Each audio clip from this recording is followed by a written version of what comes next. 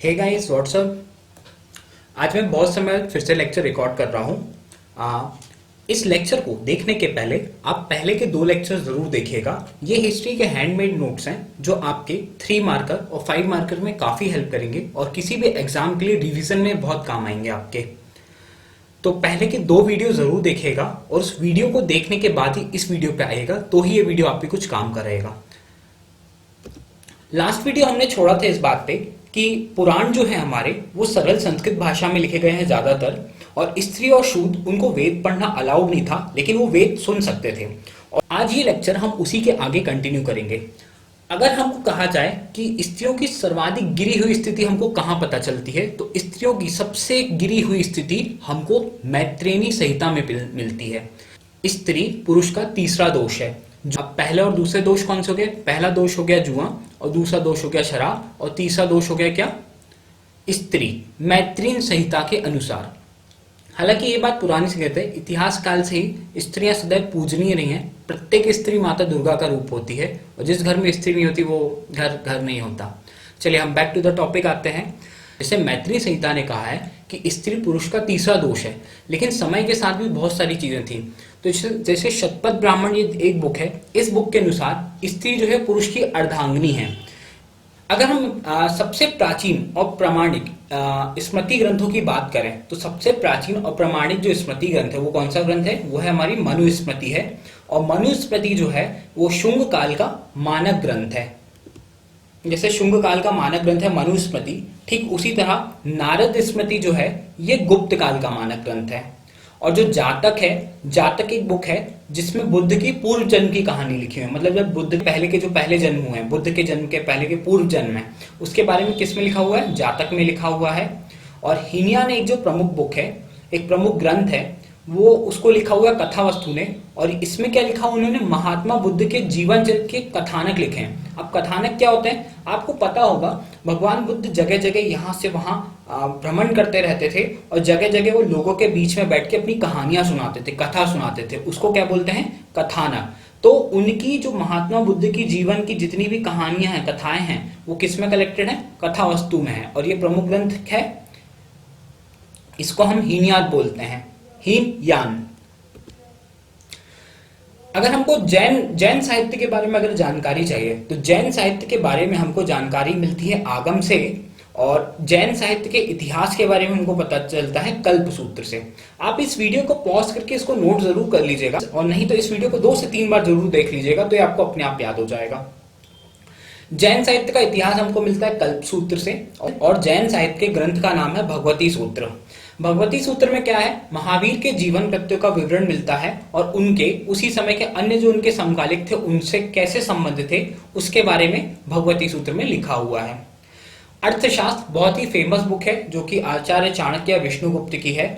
इससे हमको मौर्यकालीन इतिहास के बारे में पता चलता है। ये बहुत फेमस बुक है। इसके बारे में आप मेरे दूसरे चैनल में काफी डिटेल में इसके आपको वीडियोस मिलेंगे। ये एक बार भी ये बुक आपको अपनी लाइफ में जरूर पढ़ना चाहिए, बहुत काम आएगी आपके लिए। अब जो हमारा अर्थशास्त्र था वो कितने अधिकरणों में विभाजित है? उसमें 15 अधिकरण है, उसमें 180 प्रकरण है। संस्कृत साहित्य का सबसे पहले जब संस्कृत साहित्य आया, तो संस्कृत साहित्य को में ऐतिहासिक घटनाओं को स्टेप बाय स्टेप क्रमबद्ध लिखने का प्रयास किस व्यक्ति ने किया? भाई साहब ने किया, कल्हड़ ने। और कल्हड़ ने जो बुक लिखी वो कौन सी बुक लिखी? उन्होंने लिखी राजतरंगिणी। और राजतरंगिणी क्या बताती है? कश्मीर के इतिहास के बारे में हमको इंफॉर्मेशन देती है। अगर आप भी किसी कॉम्पिटिटिव एग्जाम की तैयारी कर रहे हैं, तो हमारे इंस्टीट्यूट से आपको ऑनलाइन और ऑफलाइन दोनों कोर्सेज अवेलेबल हैं। हम आपको हिस्ट्री, इंग्लिश, मैथ्स और जनरल अवेयरनेस के कोर्स अवेलेबल कराते हैं। हमारे सारे कंटेंट बिल्कुल यूनिफाइड डेटा मिलेगा आपको, बहुत सिंपलेस्ट डेटा मिलेगा, और बहुत ही ऐसा डेटा मिलेगा जो आपको किसी भी एग्जाम में काम आए। और एक्सप्लेनेशन, अगर आपने इसके पहले भी कभी कोई क्लास नहीं की है, आपको कभी बेसिक नहीं पता, आप मैथ साइंस के स्टूडेंट नहीं भी हैं, तो भी आप बहुत अच्छे से उसको लर्न कर सकते हैं।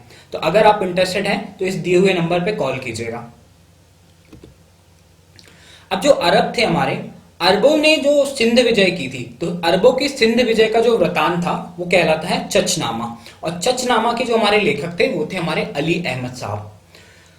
अष्टाध्यायी अष्टाध्यायी एक बुक है और इस बुक को लिखा है पाणिनि जी ने। पाणिनि ने जो बुक लिखी थी वो संस्कृत भाषा की व्याकरण की फर्स्ट बुक मानी जाती है। और अष्टाध्यायी क्या है, मौर्य के पहले का इतिहास, जब मौर्य डायनेस्टी स्टार्ट हुई थी, मौर्य डायनेस्टी के पहले का जो भी हिस्ट्री थी वो किस में लिखी हुई है, अष्टाध्यायी में लिखी हुई है। और उसके बाद अष्टाध्यायी में मौर्य युग में जो राजनीतिक मैनेजमेंट था, जो राजनीतिक व्यवस्था थी, उसके बारे में काफी कुछ दिया हुआ है अष्टाध्यायी में। प्रत्यायन ने गार्गी संहिता लिखी थी। गार्गी संहिता वैसे तो एक ज्योतिष ग्रंथ है, इसके बारे में ज्योतिष में लिखा हुआ है, लेकिन इसमें ज्योतिष ग्रंथ होने के साथ साथ भारत पर जो यवनों ने आक्रमण किया था, जो अटैक किए थे, उनके बारे में भी इसमें उल्लेख मिलता है। अगर हम पतंजलि की बात करें तो पतंजलि कौन थे, पतंजलि पुरोहित थे पुष्यमित्र शुंग जी के, और इन्होंने क्या लिखा हुआ है, महाभाष्य लिखा हुआ है। और इस पतंजलि ने महाभाष्य जो लिखा उसमें किसके बारे में हमको पता चलता है, शुंग के इतिहास के बारे में पता चलता है हमको। अब आज जो मैंने वीडियो बनाया है, इस वीडियो से रिलेटेड मैं आपसे कुछ क्वेश्चन पूछूंगा। आप इस वीडियो को देखने के बाद कमेंट में अपने आंसर जरूर कीजिएगा। पहला क्वेश्चन, मैत्रेयन संहिता किसने लिखी हुई है? क्वेश्चन नंबर 2, सबसे प्राचीन और प्रामाणिक स्मृति ग्रंथ कौन सा है? जातक का संबंध किससे है? अर्थशास्त्र में कितने अधिकरण हैं?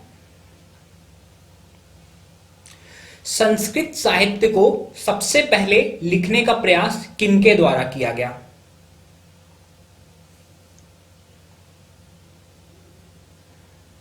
पाणिनि का संबंध भारत के किस राज्य से है? अपने आंसर कमेंट सेक्शन में जरूर कीजिएगा। Thank you for watching. Please like, share and comment your answer. Thank you so much.